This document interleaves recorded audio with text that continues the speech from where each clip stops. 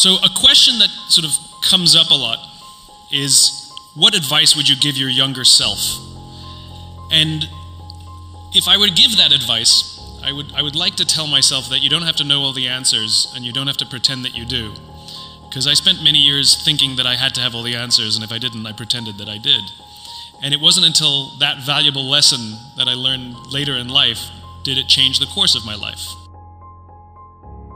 And so I thought what I would do today is just share a few stories, a few things that I've learned along the way, some of them big ideas, some of them small, that have helped mold my perspective on the world, and hopefully it'll give you something to take away as you go on to your next challenge.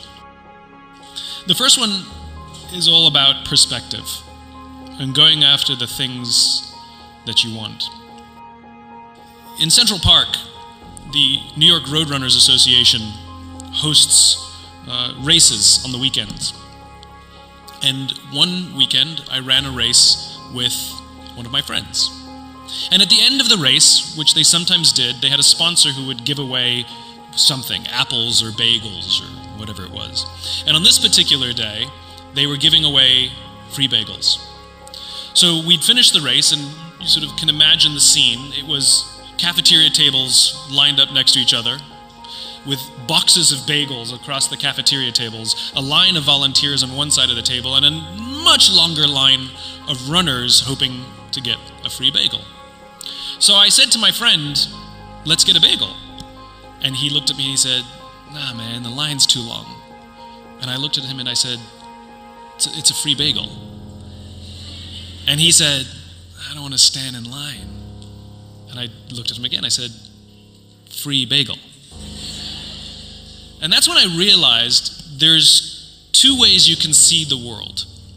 You can see the thing that you want, or you can see the thing that's standing in the way of the thing that you want. I could only see the bagels, and he could only see the line. And people who can see the bagel, people who can see the thing that they want, the things that are getting in the way are actually diminished in size. They're just obstacles to go over or around. It's an opportunity for invention or innovation. Whereas people who can only see the obstacle and literally lose sight of why they set out on the journey in the first place, they become stunted by fear or overwhelmed by the challenge ahead of them. So advice that I learned, piece number one, see the bagel. So a few years ago, I was watching on TV the London Olympics. And I realized, I sort of noticed, all of the journalists would ask all of the athletes the same question. Were you nervous? Or are you nervous? And astonishingly, all the athletes gave the exact same answer. No, I was excited. So if you think about what the characteristics of nervousness are, right? Your heart starts pounding, your hands may get a little clammy, you start thinking ahead about what will happen. Well, what are the characteristics of excitement? Your heart starts pounding, your hands may get a little clammy, you start looking forward to what may happen. In other words, it's the exact same thing. And what these elite athletes had done, either naturally or they trained themselves to do, was to interpret nerves as excitement. So of course, I tested it. I was on a plane, and it got really bumpy, and I gripped the seat, and I got nervous. And I said out loud to myself, "This is exciting," and I felt fine. So you're going to face some of the biggest challenges of your life as you go forward. You think this was the hard stuff, this was the easy stuff. So before you see anything, as you're going for your bagel, and you start to get nervous, just remind yourself, this is exciting. Perspective matters. The United States Navy SEALs are considered one of the most elite forces in the world, one of the highest performing groups of people on the planet. To become a Navy SEAL, they have to go through something called BUDS, which is a multi-month selection process which destroys their bodies, and the vast majority of people will drop out and never become SEALs because it is so aggressive. A former SEAL was asked, what kind of person makes it through BUDS? And the seal responded, "I can't tell you the kind of people that make it through, but I can tell you the kind of people that don't make it through."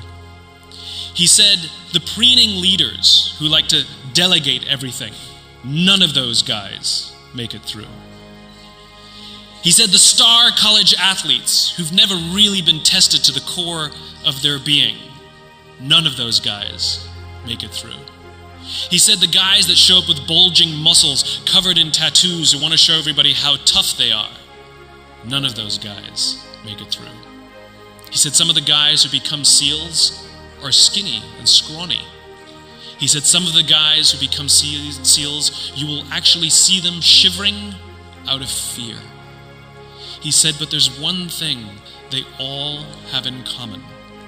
He said, "When they're emotionally exhausted, when they're physically exhausted, when they have absolutely nothing left to give, every single one of them is able to dig down deep inside of themselves to find the energy to help the guy next to them. Those are the guys that become SEALs." In other words, the highest performing teams on the planet, they're not the strongest, they're not the smartest, they're not the fastest.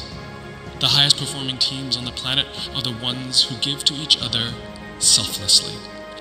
They commit themselves to taking care of each other. And this is what makes a great team. Never forget, you are here because someone took care of you, and you have a responsibility to take care of others. This is what makes you great. This is the core of leadership. We're often told that we all have to be better listeners. You should listen more, we're often told. But the problem is, as human beings, we communicate. And communication involves both listening and speaking. So simply telling people to be a better listener is actually not very helpful advice. Nelson Mandela is regarded as one of the world's great leaders. And the reason Nelson Mandela is a very important case study is because he is universally regarded as a great leader. No matter what country you go to in the world, people will acknowledge his leadership ability. Other leaders, depending on the nations you go to, it changes. But Nelson Mandela is universally regarded as a great leader, which is why he's an important case. And a journalist once asked him, "How did you become a great leader?" Now, Mandela actually grew up the son of a tribal chief. And he said to this journalist, "I remember when I was a boy, I would attend tribal meetings with my father. And I always remember two things. One, they always sat in a circle, and my father was always the last to speak." And this is what it means to be a great listener.